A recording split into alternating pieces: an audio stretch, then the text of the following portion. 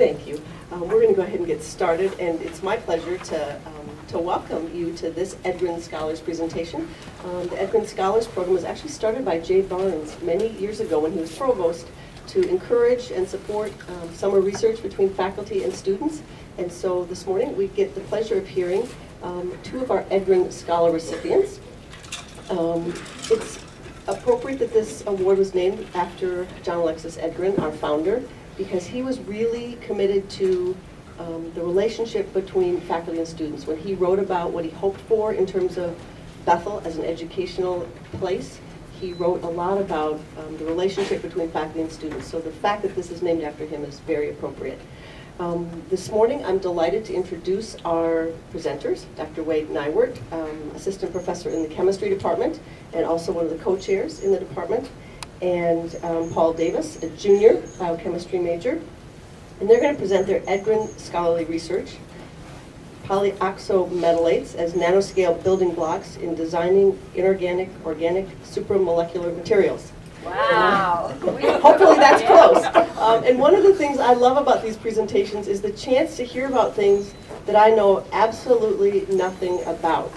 And these days I go home and say to my 18-year-old son, guess what I learned about today? So I will be talking about polyoxometalates tonight at the dinner table. So I'm looking forward to That's what what I like to hear. have to tell. my kids look forward to these updates. So thanks, welcome.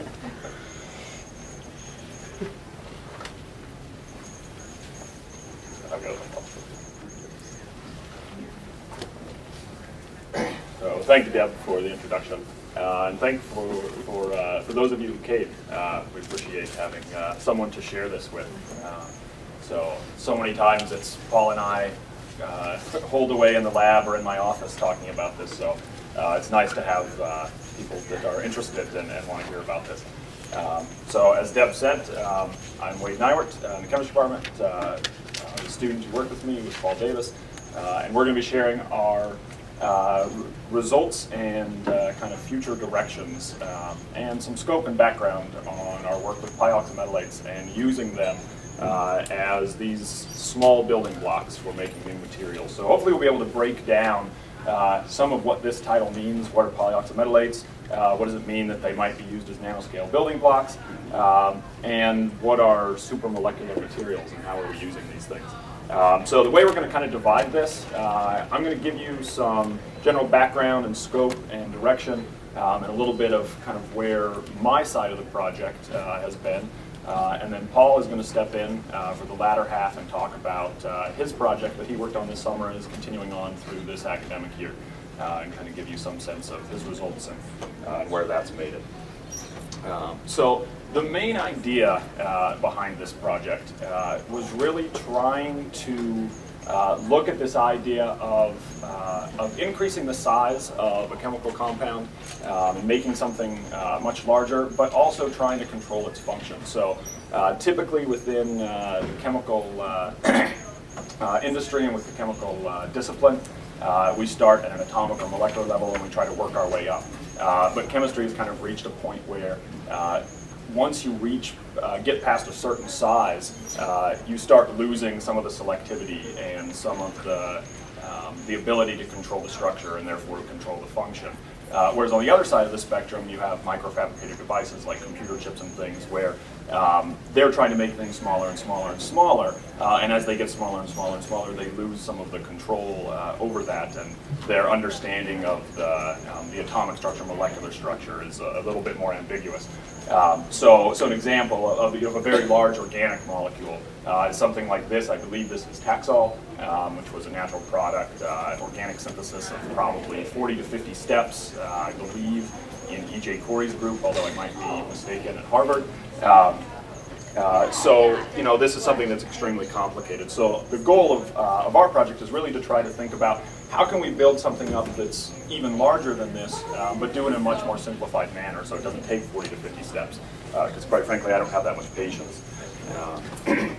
So the goal is really bridging the gap between the limits of chemistry, making very ordered, structurally known compounds, and the functionality of microfabricated devices. And that's kind of where nanotechnology fits in.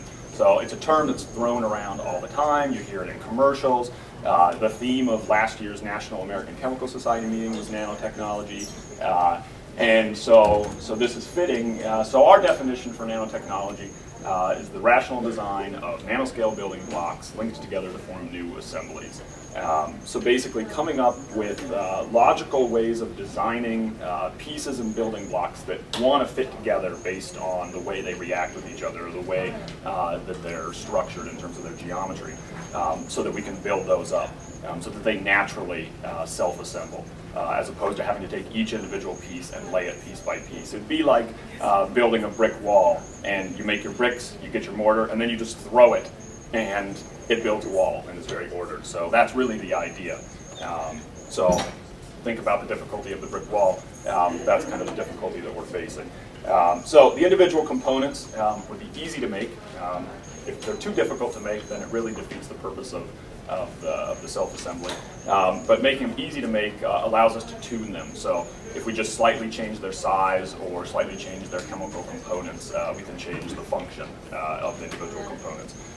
We want control over the structure, so we don't want there to be this ambiguity about, well, what did we really make? Oftentimes materials chemists kind of bridge between traditional chemists and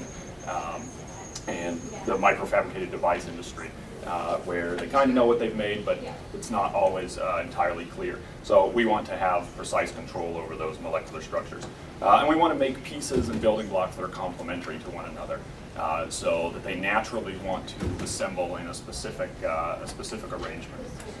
And that will control some of the binding there. So the references you see here are all by Jean-Marie Lane. He's a French chemist. He won the Nobel Prize kind of for starting this area of chemistry in the mid to late 80s. So in graduate school, reading some of his work is kind of what got me thinking about some of these ideas and how you could go about doing some of this. So we want to use polyoxometalates to do this. Polyoxometalates are simply metal oxygen clusters. Typically the metal is tungsten, so the gray here are tungsten atoms and the red are oxygen.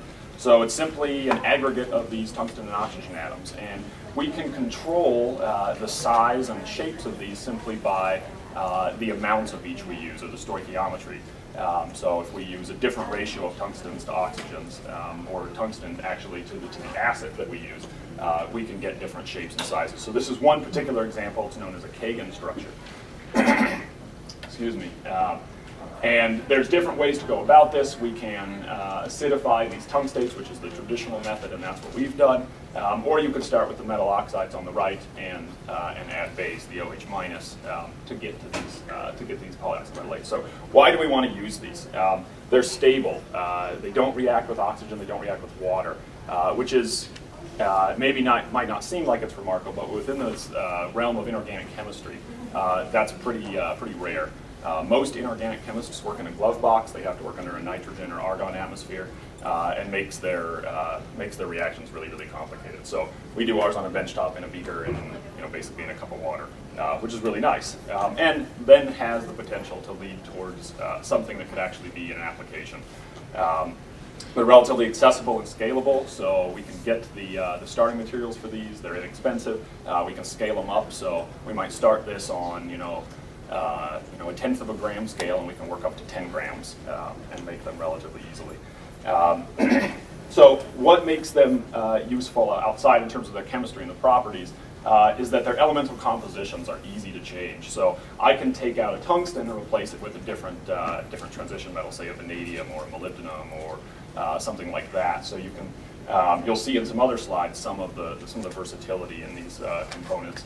And by changing the elemental compositions, you obviously change then all the chemical characteristics. So we can change the electrochemical potentials, the acidities, how soluble they are. I talked about the shape and the size and the charge.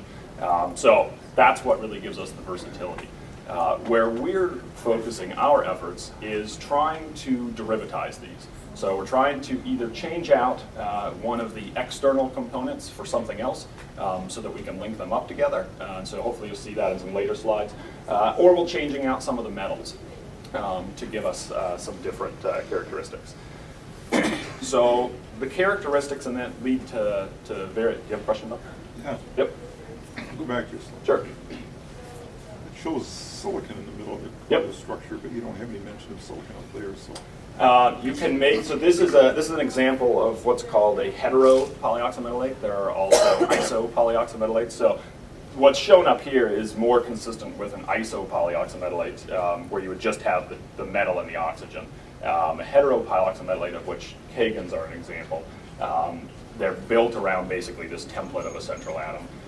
So some of what you're actually going to see both. Some of what my project consisted of were built off of this Kagan. Paul's project incorporates isopolyoxometalates that are just vanadium and oxygen. So you'll see both of those. So some of the applications, and I should point out here, as chemists, I think really all academics doing research, we have, especially in science, we have large, far-reaching goals that we like to talk about. We oftentimes rarely get to the point where we're actually doing this portion. But we like to think about what these might lead to. So by having different types of transition metals, we could think about the fact that these could work as chemical sensors. So when you oxidize or reduce, so add electrons or take away electrons from these transition metals, you get color changes. And so these materials could then function as chemical sensors for a variety of different purposes. You'll see in some later slides how these materials can potentially have large pore sizes, and those pores could be used to selectively bind various compounds, whether they're toxic and you're trying to sequester them, or you actually want to do some chemistry in that pore and break something toxic down and then have it kind of fall out as a non-toxic byproduct. An additional aspect to using polyoxometalates is that they're anionic, meaning they're negatively charged, which is relatively rare within materials chemistry. Most things are built around positively charged components. So we would have the ability to change out that positively charged component to add more functionality. Traditionally, POMs have been used as catalysts in industry and in academic research. So these have the potential also to serve as catalysts. As you'll see, and I'll talk about, the nature of these ends up that they end up being solids, and they're very insoluble, so they don't tend to want to dissolve in anything, which is nice in terms of application. It makes it hard in terms of characterization, as you'll see. But these could be used as coatings or additives to various things, so almost spread onto a surface like paint, and then they would have some functionality. So the project that I focused on was built around these Kagan components. So you saw the Kagan before. This is just a different way of showing that Kagan component, whereas instead of the ball and stick where each atom is represented by a sphere, the bonds are the sticks between them, I'm showing these in a polyhedral notation where the tungsten is at the center of that gray octahedra, and then all of the vertices are the oxygens. And then you've still got the blue heteroatom, which could be silicon, but it can also be a variety of other things. So we actually worked with phosphorus-centered Kagans. And then if you react this trivacant Kagan, so we've lost 3 of the tungstens, hence the trivacant, you can react it with all kinds of different transition metals. So these are our green, and then you end up with what we affectionately term as our sandwich compound, where you've got the 3 green sandwiched metals in between the 2 Kagan units. So why are we using this? Well, if you look at the sandwiched metals, they've got different bonds coming off them. It's actually waters coming off of those, and those waters can be removed. And so if we can take advantage of removing those waters in place of something with a little bit more function, we can generate some new materials.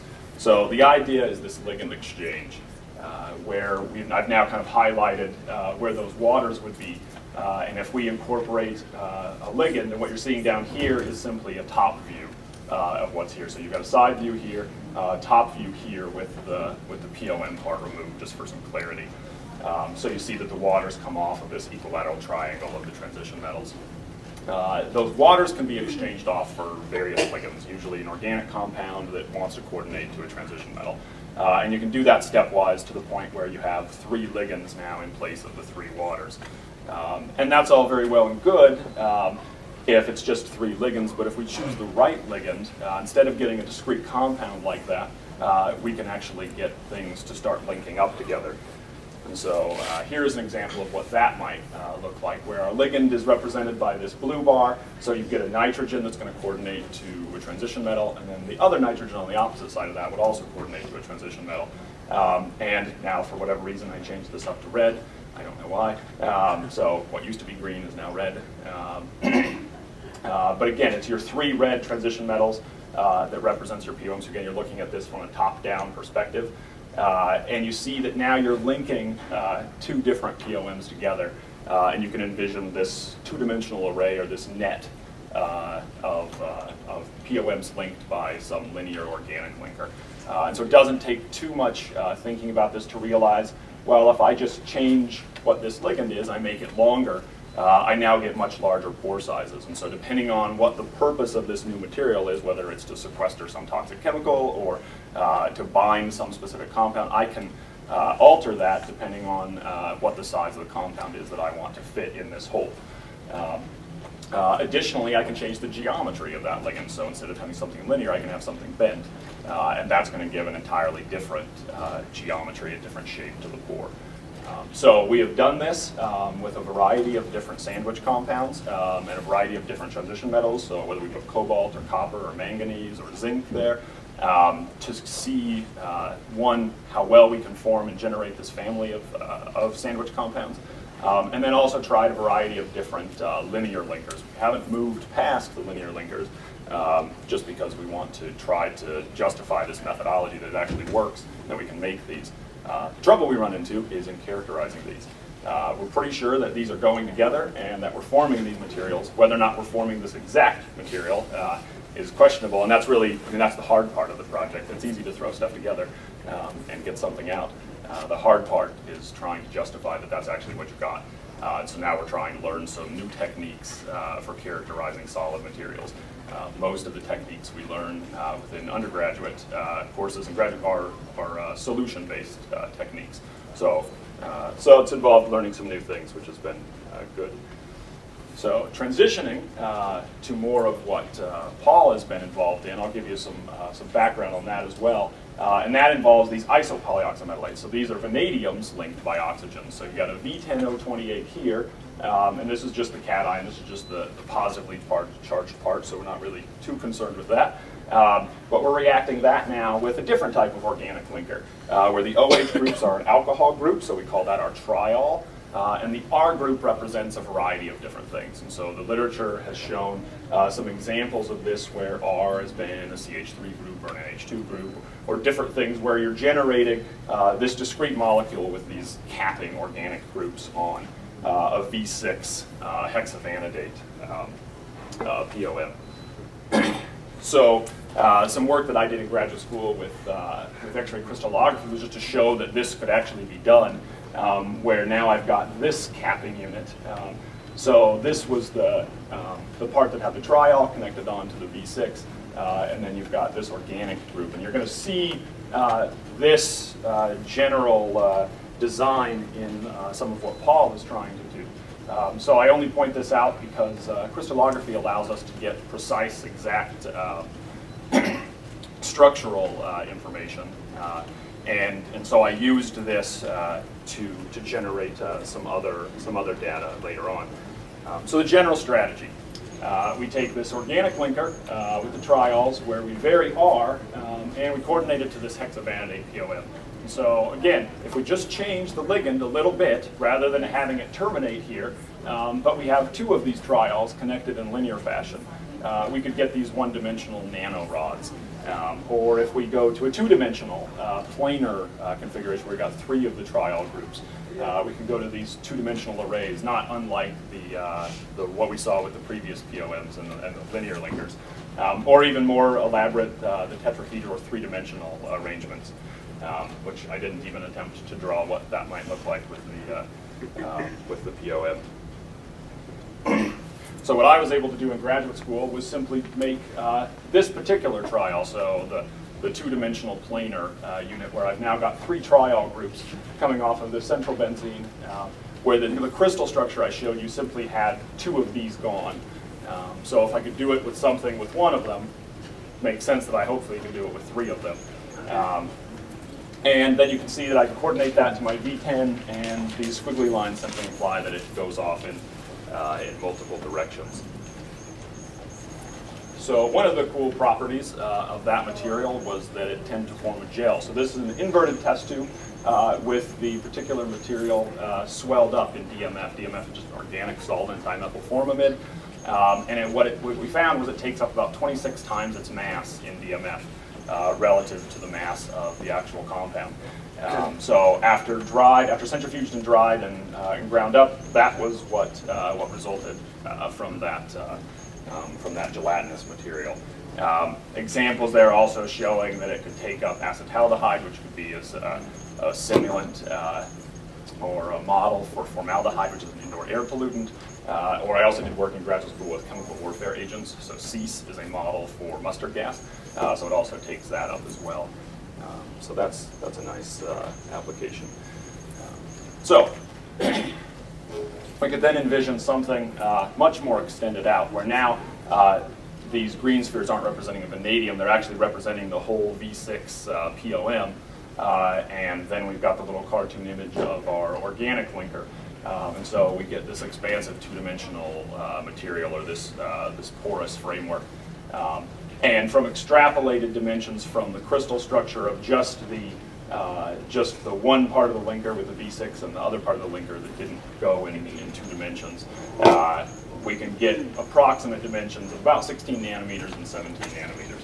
So why do I mention that? Well, we also did atomic force microscopy, which is essentially a microscopy technique that looks at surfaces of materials and kind of gives you a topographical map. So the brighter these regions, it doesn't show great here, but the brighter these regions, the higher up they are, the darker, the deeper they are in terms of the surface. But what we found was and you kind of see it here. So this is simply a zoomed in region of this. So this white bar corresponds to 500 nanometers. This smaller bar here corresponds to 100. We see these little nanodomains, these little white regions, and if we measure those, they're about 20 nanometers, which corresponds pretty close to our 16 by 17 nanometers. So we have some confidence, and there are other ways that I justified that we might have something like this, but I won't go into that. So that gives you some background and some perspective on kind of where this project is. Paul's project then was to take my very simple organic compound here, which required one step, because I wasn't willing to do more than one step on this project in graduate school.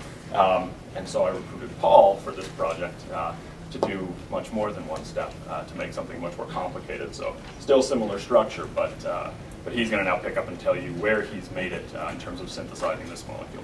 So we'll pass it off to Paul.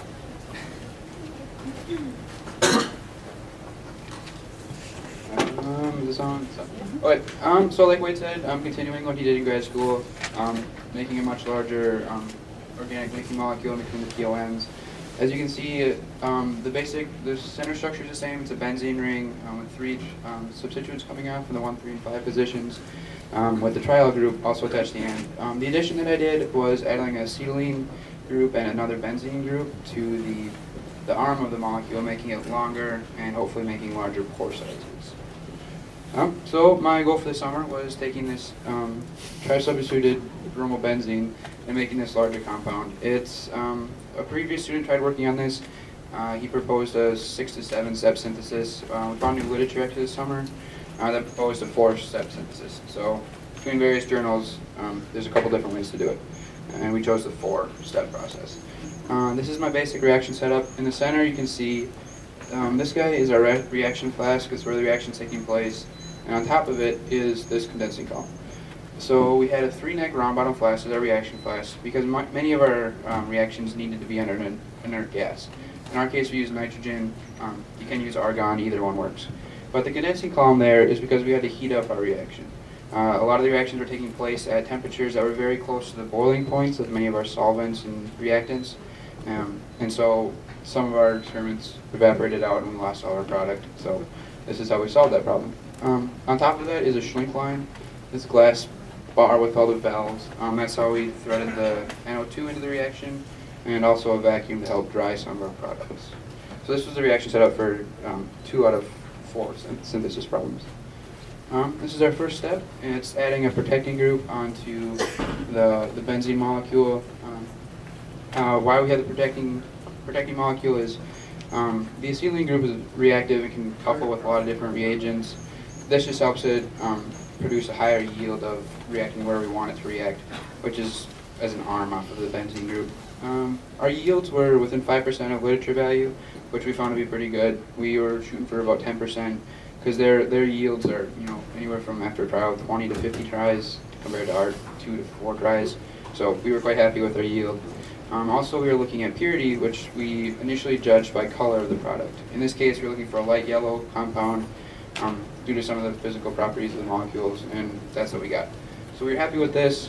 Took us a while to get here, but this is a nice starting step. So how we purified after looking at color, and before we're looking at color, was by using column chromatography. This is that center yellow column. It's a glass tube with silica gel in the middle. It separates molecules by polarity for the most part, a little bit by size, mostly polarity though. And in our case, we were looking for this yellow band on the bottom. The yellow band is our desired product, that benzene with the acetylene groups coming off of it. And on top was our starting reactants, the brown and the dark brown rings up on top. So impurities that we saw would be a little bit brownish compared to a yellow color. And then collected it by fractionation with the tubes on the bottom. And this is how we finally characterized that we had what we wanted to have. It's a 200 Hz NMR at the University of Minnesota. This is Tommy Erickson, a senior student, who also ran a couple NMRs with me recently.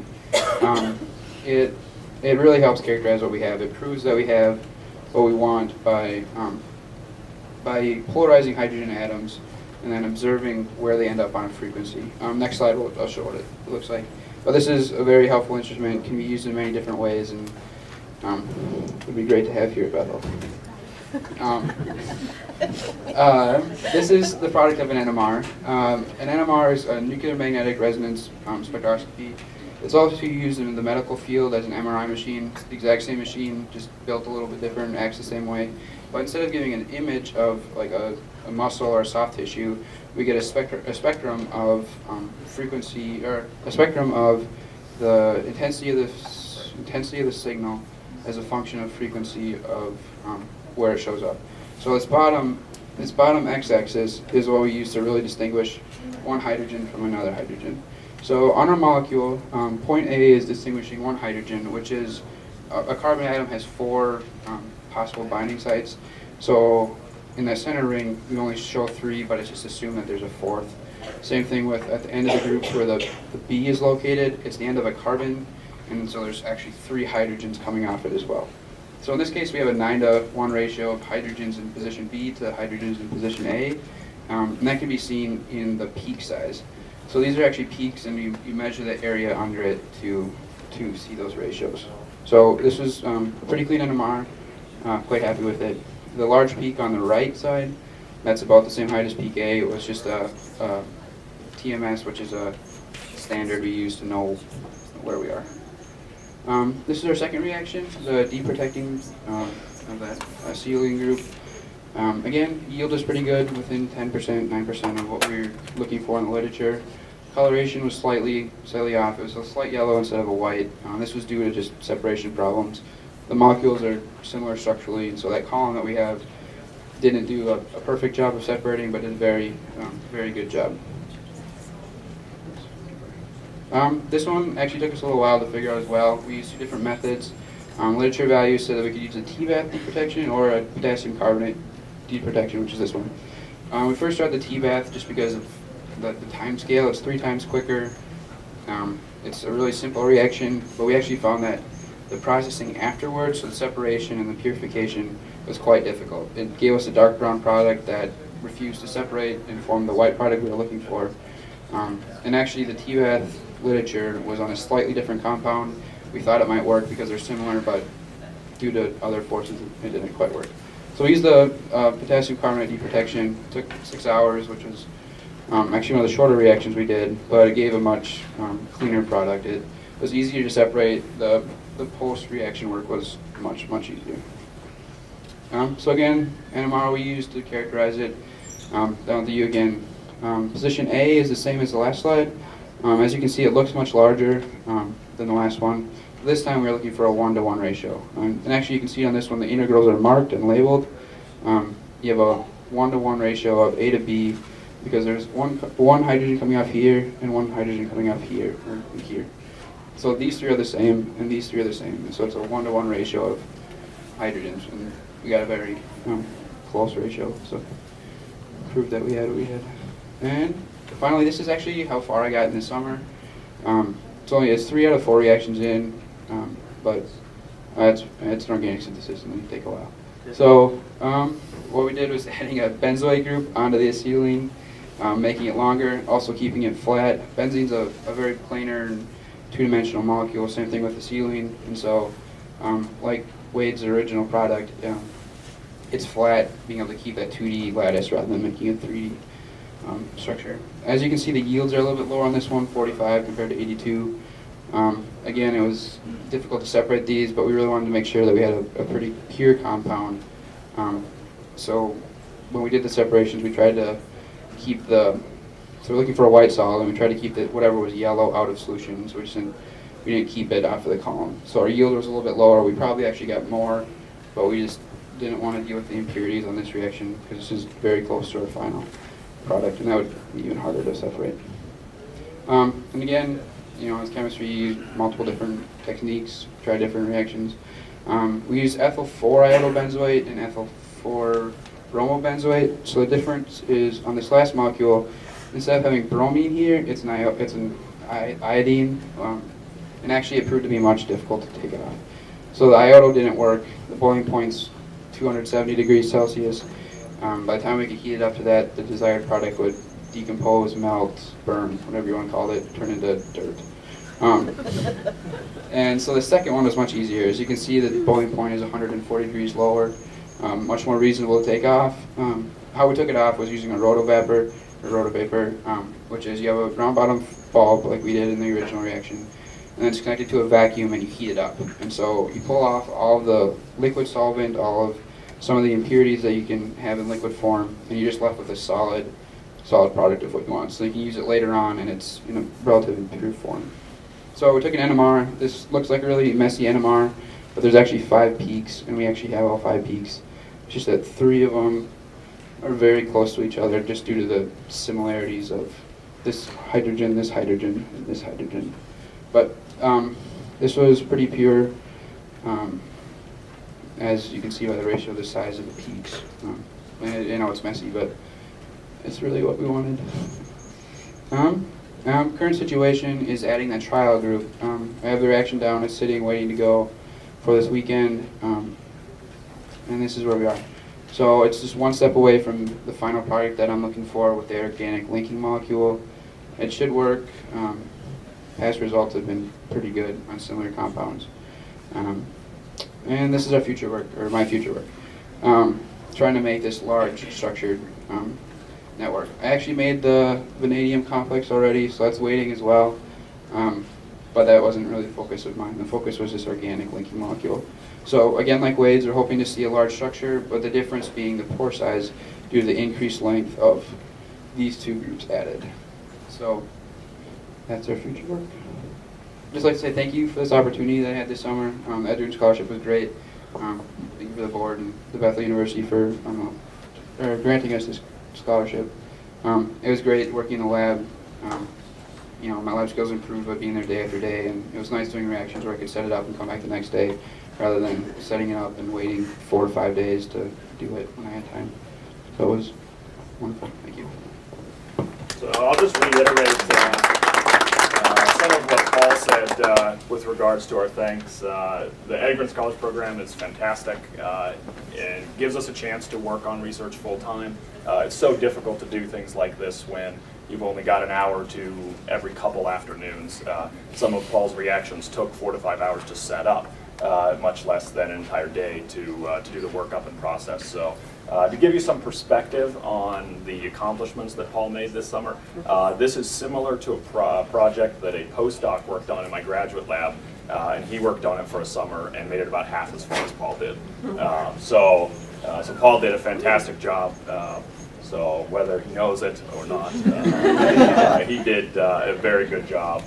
We also want to thank the University of Minnesota. We have a great relationship with their equipment facility managers. Letitia Yao runs their NMR facility, and Vic Young, Carol's husband, runs the X-ray crystallography. While we weren't successful in getting any crystal structures this summer, I'm actually going down this afternoon with a different student to work on something with her, so hopefully that will turn out. And then two other people that need special notice. Trey Maddox, one of the chemistry professors. If he hadn't been here as our organic professor in the department, Paul might have been sunk. I am an inorganic chemist, so it was a great deal of help to Paul. So Trey was very helpful, as well as Robert Ramgren, one of our lab coordinators and stockroom manager, purchasing all the chemicals and really taking that piece out of our expectations. So those people deserve special acknowledgement. So we thank you guys for coming. If you have any questions, we'd be happy to try to address those as best we can. Why do you think you're not getting structures of these things? Structures in terms of like the materials. You said like you weren't able to get a crystal structure out of these things. Did I hear you right? Well, we didn't try to crystallize any of Paul's stuff. NMR was sufficient for, but in terms of some I of suppose mine, you didn't get that far with his. in terms of some of the polyoxometalates, while we've been able to get really nice crystals, the problem comes by the fact that they're hydrated significantly in their crystals. So there's lots of waters within the crystal lattice. And when you take that crystal out to put it on the instrument, you have to take it out of the solution, and then they crack pretty significantly. And that cracking then obviously reduces the quality of the data. So while we're able to get crystals and collect data, usually the data is not sufficient in order to get a good crystal structure. So hopefully this afternoon on the crystal that we've got, we'll be able to transfer that and get it on well. We'll see. And if suppose that they're forming the structures that you've drawn up there, once you assemble them, what's the difference in size that you would expect between Paul's complex and your complex? So like the pore sizes? Yeah. That circle in the middle. Yeah, I'd have to. I've done an analysis on the pore sizes of the stuff that I worked on. I'd have to go back and look at that. I want to say it's about. I want to say maybe it's 30 angstroms, so like 3 nanometers. So Paul's, I would guess, would probably add about 1 nanometer to that as a rough guess. So it would be significantly bigger, about 25% bigger is my guess, or I guess that was 33% bigger. So Paul, what will you do when you leave Bethel? I'm a pre-med student, so I'm going to try to get into med school. And actually this summer, hoping to do some research. Not affiliated with this, but a little bit different. But I'll actually continue this project. Like she said, I'm a junior here, so I'll probably continue this project next year. But med school is what I'm hoping. Sounds like you had a very productive summer. I'm interested if there's anything that surprised you or was particularly interesting to you about spending your summer doing this research. Surprised me. I didn't feel like I did very much. There's 3 steps, and so I felt like it was going really slow. So I was surprised at relative progress. I really like I was surprised I really liked being in the lab that much. I actually spent most of my day in the lab, and if I wasn't in the lab, I was either golfing or sleeping. So, I was surprised that I liked being in the lab that much. I wasn't expecting that. But product formation, I don't really know what to expect, so I don't know if I get too surprised by that. But if you knew everything that you know now, I always like to wonder about this. If you knew everything that you know now on June 1st of last year, how long would it take you to get to where you are?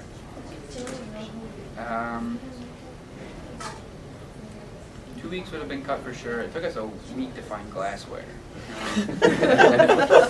So that would have been cut significantly. 2 weeks for sure. The second week for that first reaction took a while. We tried a couple reactions. We didn't know we needed the condensing column, so that was 1 reaction gone. So that's roughly 2 to 3 days worth of work.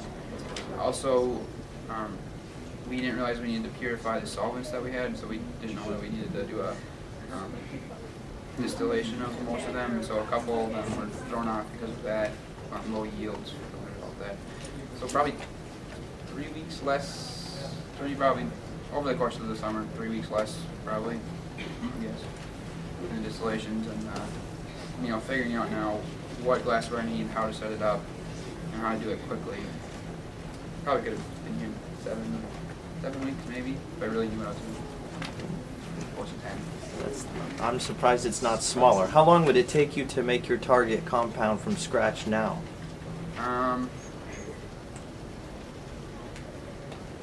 I can do the ones that I did this summer in probably 2 reactions to get a pretty good yield.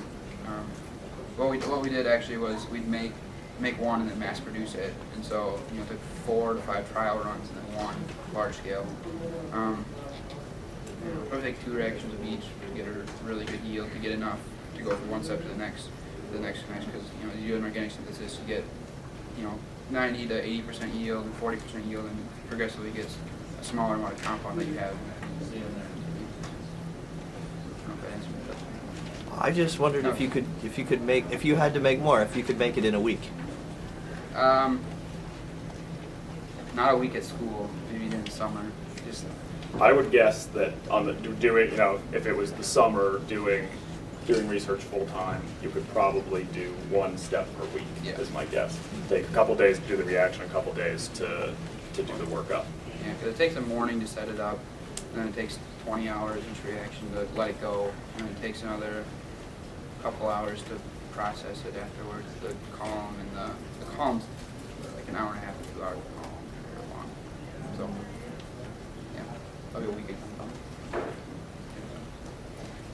I don't know if you or which one of you would be better answering this, but now that you know the linking steps sort of to make these, how much trouble would it be to increase sort of that middle piece? If you wanted to just sort of incrementally increase pore size, could you follow this same procedure? Or Go ahead. this is sort of my lack of organic knowledge. By my knowledge, I only know how to add that acetylene group. And Okay. benzene Do they group on. sell it in varying with other function? Make another benzene maybe in between this? I mean, I don't know. I just assume so. Could you just take like a bi-substituted benzene? Yeah, I think you could. So instead of, we put the triple bond and then the benzene. If you wanted to put another triple bond past that, another benzene, I think you would follow a very similar protocol. You change slightly what we use so that you get the right piece at the end. We always wanted a bromine at the end, let's say, so we could add the acetylene, and then we wanted, something there at the end so we could add the benzene. I think you could follow that same protocol. It means adding steps. I don't think we could still do a longer, twice as long in 4 steps. It would add 2 more steps to that. But you'd follow a very similar protocol, so I don't think you'd be doing a completely new reaction.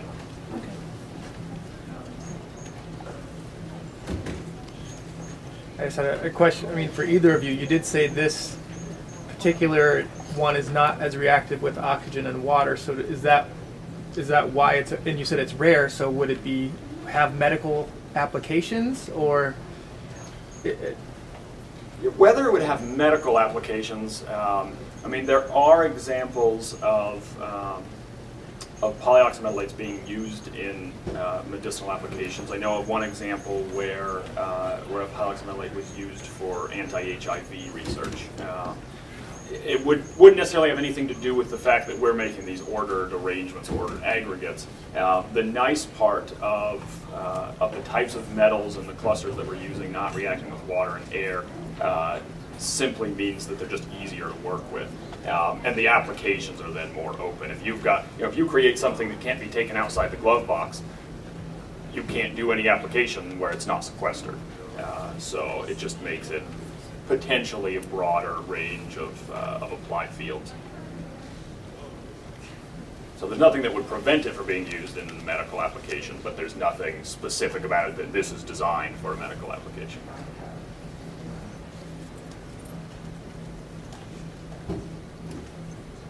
Well, we thank you for coming, asking good questions, and pushing us to think a little bit more about the project.